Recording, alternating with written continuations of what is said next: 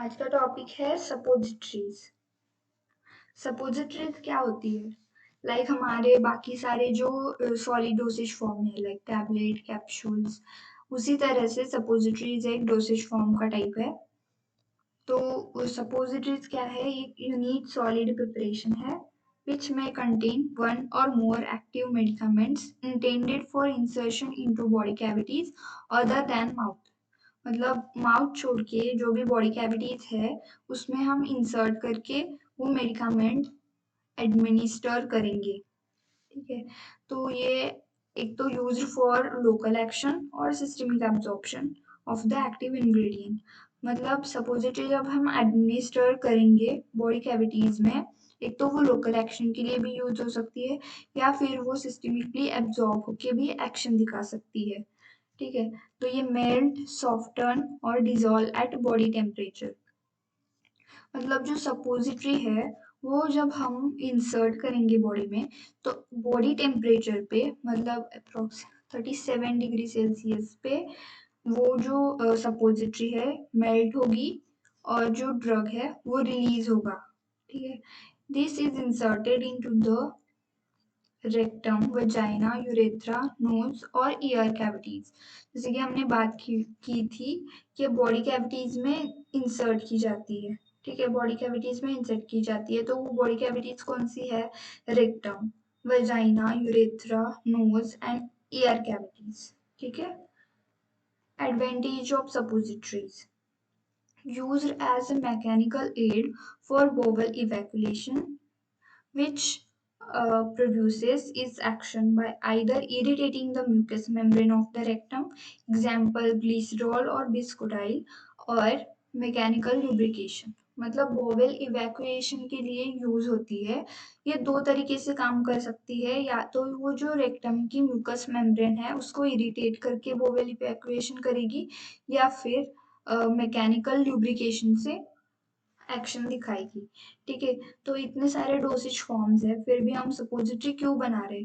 तो ऐसे कुछ ड्रग्स है, like for example suppositories are alternative mode of administration of drugs that irritate the gastrointestinal tract, cause vomiting, are destroyed by the hepatic circulation, or are destroyed in the stomach by pH changes or enzymes। हम क्यों use कर रहे हैं suppository, जो कि ऐसे drugs है। ठीक है, तो ऐसे कुछ ड्रग्स है जो एडमिनिस्टर करने के बाद हमारे गैस्ट्रो इंटेस्टाइनल ट्रैक्ट को इरिटेट कर सकते हैं, या फिर वो वोमिटिंग कॉज कर सकते हैं। वो अनप्लीजेंट हो सकते हैं तो वो वोमिटिंग कॉज करेंगे, या फिर वो जो ड्रग्स है वो हाईली फर्स्ट पास मेटाबॉलिज्म दिखा रहे हैं, या फिर स्टमक के एसिडिक एनवायरनमेंट में डिस्ट्रॉय हो रहे हैं, या फिर एंजाइम्स के रिएक्शन से डिस्ट्रॉय हो रहे हैं। कुछ भी रीजन हो सकता है। ऐसे ड्रग को एक अल्टरनेटिव मोड से हम एज अ सपोजिटरी के थ्रू हम एडमिनिस्टर कर सकते हैं बॉडी में। ठीक है, सपोजिटरीज में B use for local action, जैसे कि मैंने बताया था पहले ही, वो लोकल एक्शन के लिए भी यूज हो सकता है, या फिर ब्लड में एब्जॉर्ब होके वो सिस्टमिक सर्कुलेशन में जाके भी एक्शन दिखा सकता है। ओके,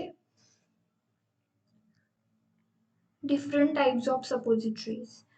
डिफरेंट टाइप्स क्या है सपोजिटरी? तो वो डिफरेंट डिफरेंट शेप्स के हो सकते हैं। ठीक है, ओवल, बुलेट शेप, ऐसे। तो डिफरेंट टाइप्स क्या है? Rectal suppositories, urethral, vaginal, nasal and ear cones. तो इसके वेट पे भी क्वेश्चन आ सकता है कि वेट क्या है इसका, या फिर उसका डिफरेंट नेम क्या है। लाइक यूरेथ्रल सपोजिटरीज को यूरेथ्रल बोगीज भी बोलते हैं, वजाइनल सपोजिटरीज को पेसरीज भी बोलते हैं, नेजल सपोजिटरीज को नेजल बोगीज बोलते हैं, और ईयर कोन्स को ऑरिनारिया बोलते हैं। तो इसके अल्टरनेटिव नेम्स, यानी कि पेसरीज किसको बोलते हैं? Urethral, vaginal, nasal, ear cones. तो आंसर क्या होगा? Vaginal suppositories. ऐसे क्वेश्चन आ सकते हैं। या फिर वेट भी, लाइक रेक्टल सपोजिटरीज का वेट अडल्ट में 2 ग्राम होगा, अडल्ट के लिए, और चिल्ड्रन के लिए 1 ग्राम होगा। यूरेथ्रल में मेल के लिए 4 ग्राम, फीमेल के लिए 2 ग्राम। वजाइनल सपोजिटरीज 3 to 5 ग्राम। ओके। और नेजल सपोजिटरीज में प्रिपेयर्ड विद ग्लिसरोजेलेटिन बेस, और ईयर कोन्स में it is prepared with theobroma oil. Okay, is most commonly use as a base. तो सपोजिटरीज बेस क्या होते हैं ये हम आगे के पार्ट में देखेंगे। तो ये याद रखना है कि नेजल सपोजिटरी में मोस्ट कॉमनली ग्लिसरोजेलेटिन बेस यूज होता है, और ईयर कोन्स में Theobroma oil most commonly use होता है। ठीक है, अब सपोजिटरी बेस क्या है? Rate limiting step in the drug absorption from suppositories is the partitioning of a dissolved drug from melted base। मतलब जब हम वो सपोजिटरी एडमिनिस्टर करेंगे तो वो जो सपोजिटरी बेस होगा वो बॉडी टेम्परेचर पे मेल्ट हो जाएगा, और उसमें से ड्रग रिलीज होगा और अपनी वो एक्शन दिखाएगा, लोकली और सिस्टमेटिकली डिपेंडिंग ऑन। ओके, तो जो ड्रग वो बेस से जो ड्रग पार्टीशन होके डिसॉल्व हो रहा है वही रेट लिमिटिंग स्टेप है। इसमें से भी क्वेश्चन आ सकता है। Okay, partitioning of dissolve drug from melted base. If base is fatty, different type के बेस है वो हम आगे देखेंगे। वो जो अगर वो बेस फैटी है तो एसिड वैल्यू, सैपोनिफिकेशन वैल्यू और आयोडीन वैल्यू, ये स्पेसिफिकेशंस क्या होंगे? Acid value below 0.2, saponification value 200 to 245, and iodine value less than 7। ये सारी जनरल कॉमन रिक्वायरमेंट है अगर फैटी बेस हुआ तो। ठीक है, तो ये सब क्या है specifications? Acid value, saponification value, ये क्या है? तो एसिड वैल्यू पहले तो it is number of milligram of KOH required to neutralize the free acid in 1 gram of substance। मतलब 1 ग्राम सब्सटेंस है, यानी कि वो फैटी बेस है 1 ग्राम, उसमें से उसमें फ्री फैटी एसिड्स प्रेजेंट हो गए। तो वो फ्री फैटी एसिड्स को न्यूट्रलाइज करने के लिए कितना KOH, कितने मिलीग्राम ऑफ KOH रिक्वायर है, इससे पता चलता है एसिड वैल्यू। मतलब कितना एसिडिक कंटेंट है उसमें, ये पता चलता है।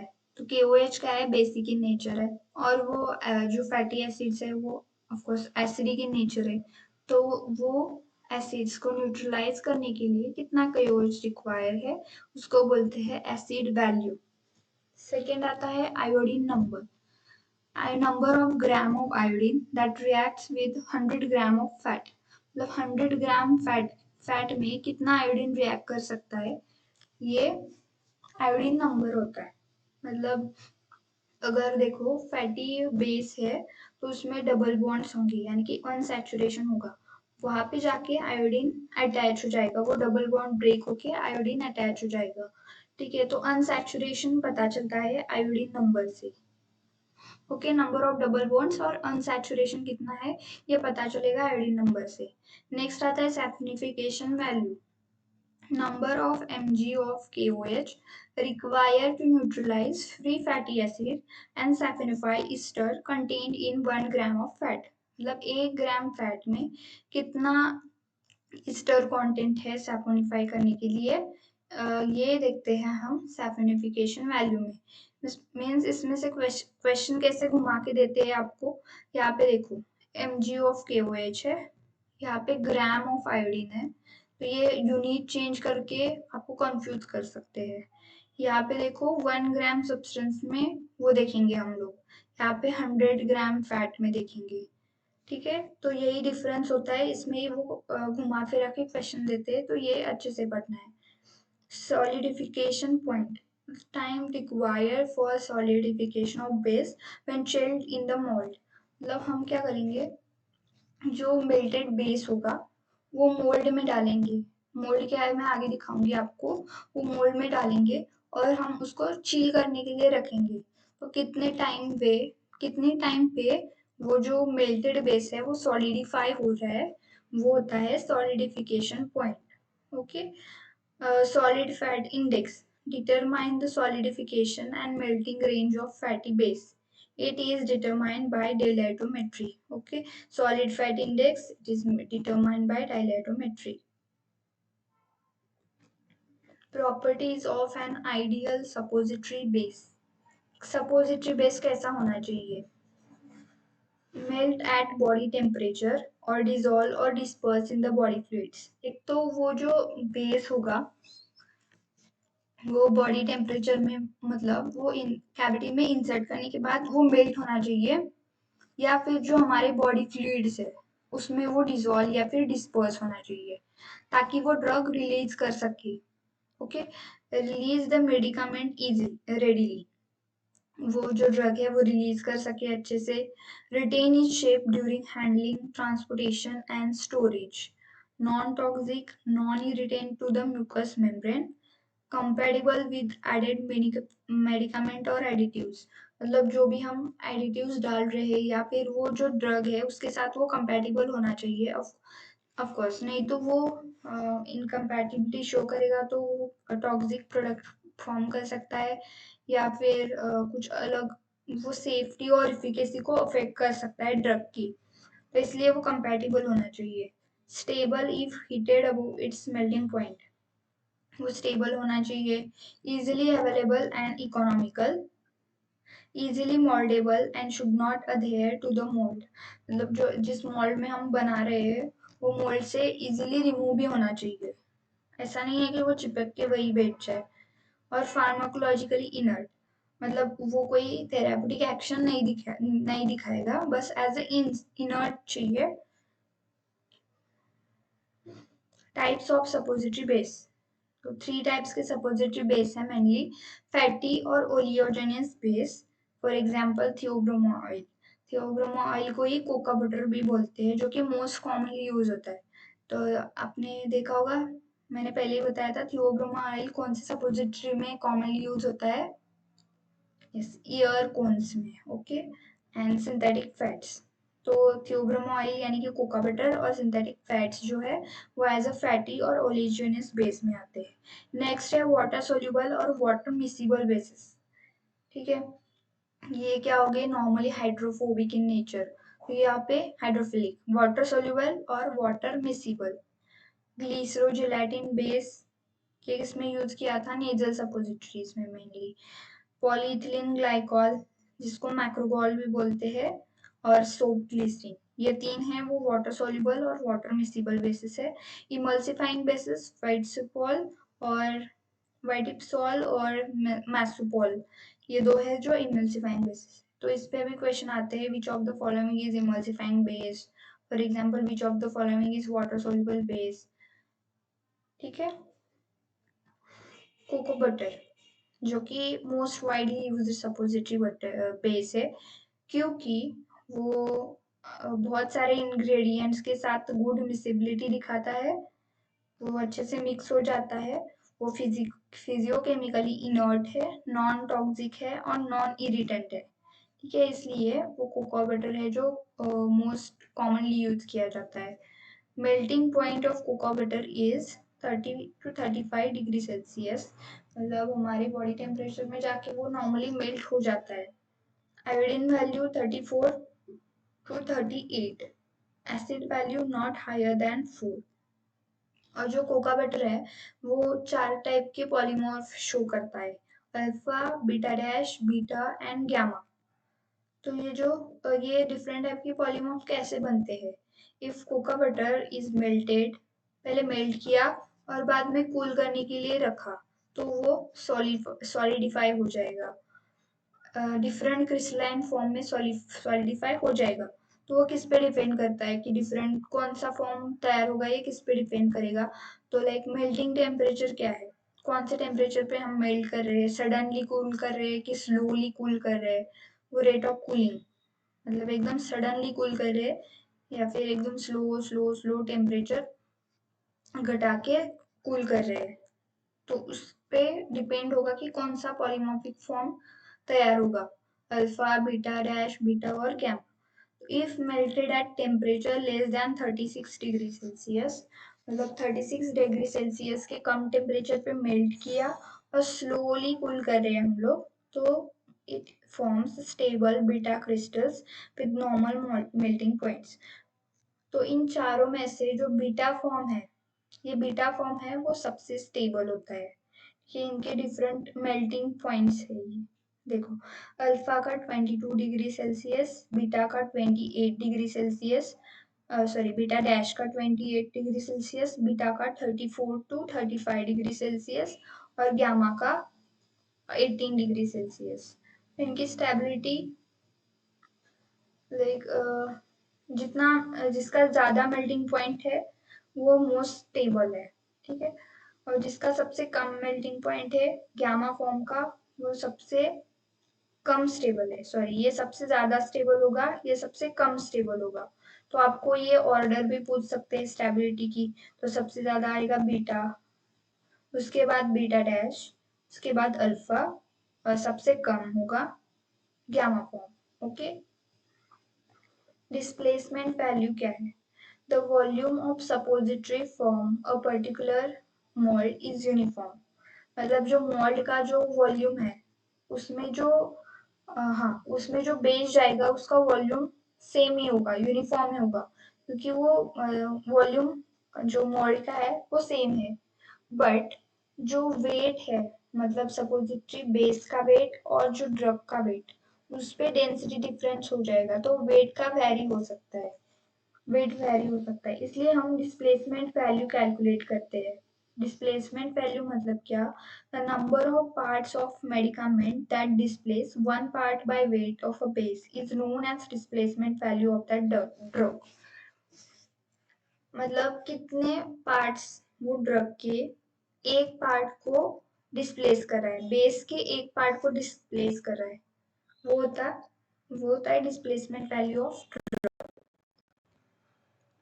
तो इसको कैसे समझते हैं? Like displacement value of medicament is equal to D upon A minus C. तो ये क्या है?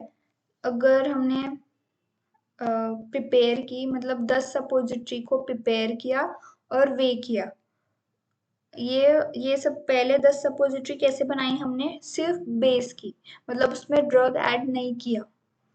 तो वो क्या होगा? ओनली बेस का वेट होगा।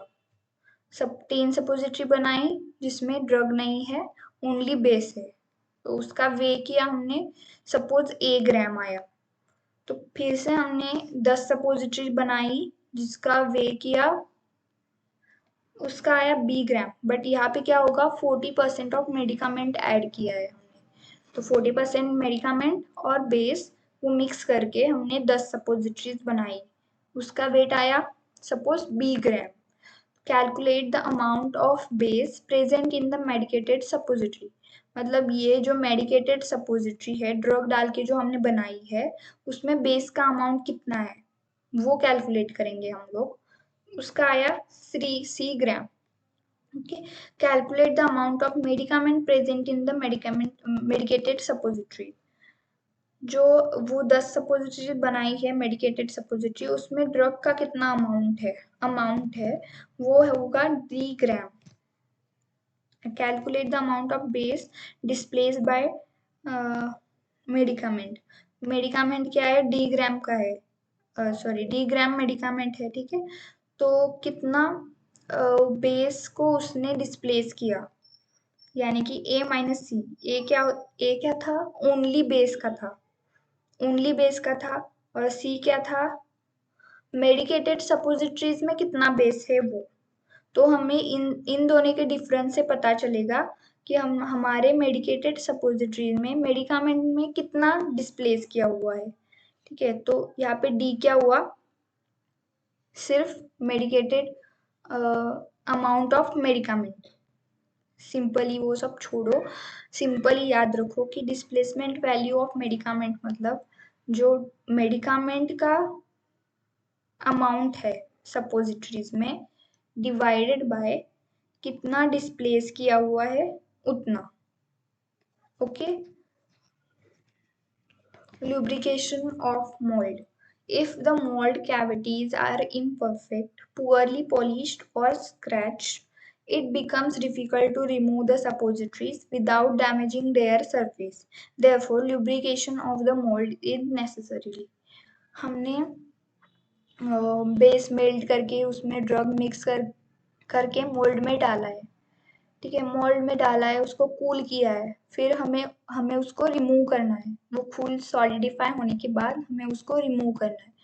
तो अगर वो मोल्ड का सरफेस है वो रफ होगा, पुअरली पॉलिश्ड होगा, तो जो सपोजिटरी है वो सपोजिटरीज का सरफेस डैमेज हो जाएगा, वो इजीली रिमूव नहीं की जाएगी उस मोल्ड से। तो इसीलिए हम ल्यूब्रिकेशन करते हैं मोल्ड्स का। ल्यूब्रिकेशन मतलब कैसे करेंगे?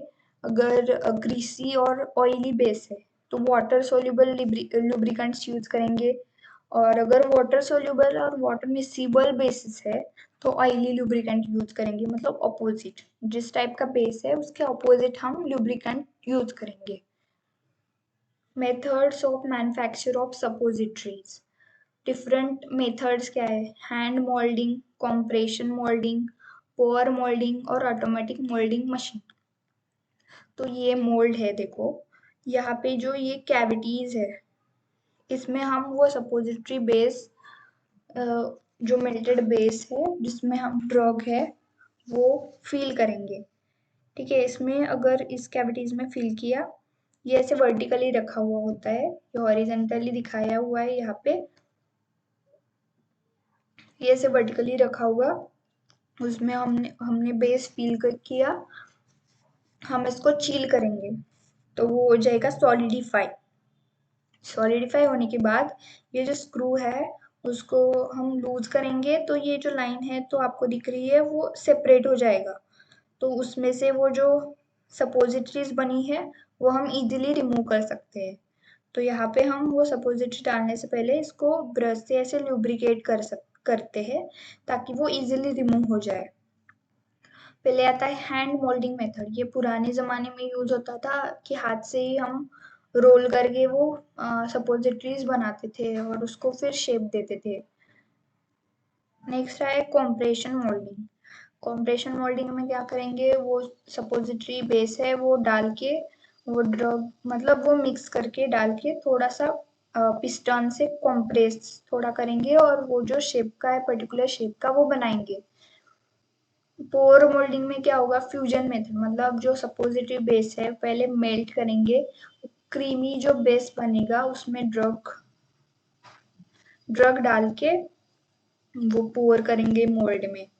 ठीक है, और ऑटोमेटिक मोल्डिंग मशीन, जो कि अभी जो ऑटोमेटिक मशीन आई है वो मशीन के द्वारा सपोजिटरी बनाएंगी, इसका आउटपुट ज़्यादा होगा। Quality control test for suppositories. Suppositories के लिए जैसे कि टैबलेट के लिए होती थी डिसइंटीग्रेशन, डिसोल्यूशन, कंटेंट यूनिफॉर्मिटी, वैसे ही सपोजिटरीज के लिए क्वालिटी कंट्रोल टेस्ट क्या है? विजुअल इंस्पेक्शन, मतलब सही से कलर आया है, जो भी कलर है, या फिर स्मूथ सरफेस है, ये सब विजुअली हम देख सकते हैं।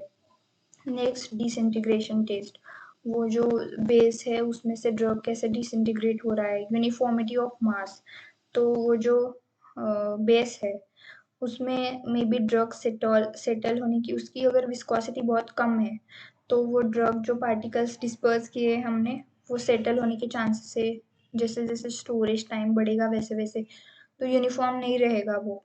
तो यूनिफॉर्मिटी ऑफ मास चेक करते हैं, uniformity of drug content check करते हैं, मेल्टिंग पॉइंट डिटर्मिनेशन, क्योंकि हमें पता है जब हम बॉडी कैविटी में इंसर्ट करेंगे अगर वो मेल्ट हो जाएगा तब ही वो ड्रग रिलीज कर पाएगा। अगर वो रिलीज नहीं कर रहा है, मेल्ट नहीं होगा, तो ड्रग ही रिलीज नहीं होगा। तो मेल्टिंग पॉइंट डिटर्मिनेशन करना है। लिक्विफेक्शन और सॉफ्टनिंग टाइम टेस्ट, मतलब कितने टाइम में वो लिक्विफाई हो रहा है या फिर सॉफ्ट हो रहा है बॉडी में इंसर्ट करने के बाद, तो उसका टाइम। ब्रेकिंग टेस्ट या फिर मेल्टिंग पॉइंट रेंज, ये सब क्वालिटी कंट्रोल टेस्ट है जो सपोजिटरीज के लिए किए जाते हैं। नेक्स्ट आता है स्टेबिलिटी प्रॉब्लम। सपोजिटरी में क्या क्या स्टेबिलिटी प्रॉब्लम्स हो सकती है?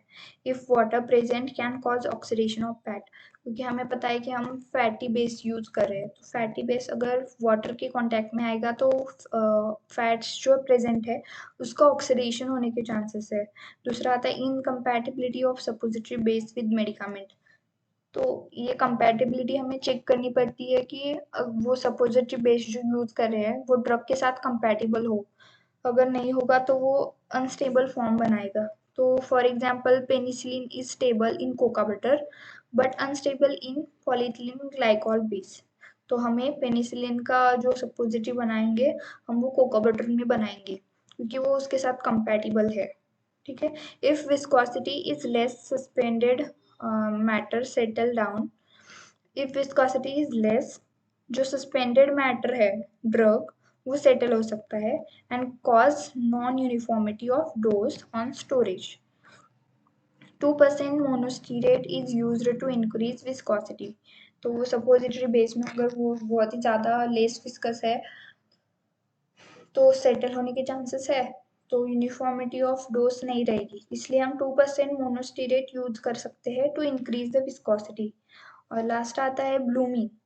ब्लूमिंग क्या होता है? White powder deposited at surface of suppositories. ठीक है। जो सपोजिटरी का सरफेस है मे बी उसमें कुछ ऐसे जो पाउडर हम यूज कर रहे हैं या फिर ड्रग की या फिर वो बेस की वैसे डिपॉजिट हो सकती है, उसको बोलेंगे ब्लूमिंग। ठीक है। यही है सपोजिटरी का टॉपिक, एक छोटा सा सिंपल सा।